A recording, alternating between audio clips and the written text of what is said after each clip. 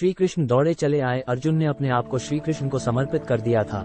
अर्जुन होता हुआ भी नहीं था, इसलिए कि उसने जो कुछ किया अर्जुन के रूप में नहीं, श्री कृष्ण के सेवक के रूप में किया। सेवक की चिंता स्वामी की चिंता बन जाती है। अर्जुन का युद्ध अपने, अर्जुन ही तुम्हारा पिता है। और बब्रुहन मन में अर्जुन को परास्त करने का संकल्प लिए ही बड़ा हुआ। शस्त्र विद्या सीखी, कामाख्या देवी से दिव्य भी प्राप्त किया। माँ ने कहा, बेटा तुमने बीच मझधार में ये धोखा क्यों दिया? माँ बच्चों के कंधों पर इस संसार से जाती है और तुम मुझसे पहले ही चले गए।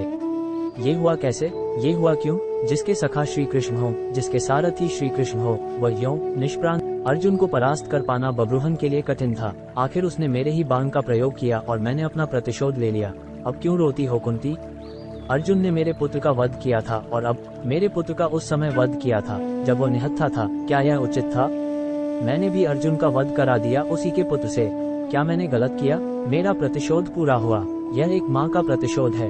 श्री कृष्ण ने समझाया। अर्जुन ने जिस स्थिति में भीष्म का वध किया वह स्थिति भी तो पितामह अर्जुन को बताई थी। क्यों? श्री कृष्ण ने कहा, आपकी प्रतिज्ञा पूरी हो गई। उपाय तो किया ही जा सकता है, कोई रास्ता तो होता ही है। जो प्रतिज्ञा आपने की वह पूरी हो गई। जो प्रतिज्ञा पूरी हो गई तो अब उसे वापस भी लिया जा सकता है। यदि आप चाहें तो क्या नहीं हो सकता?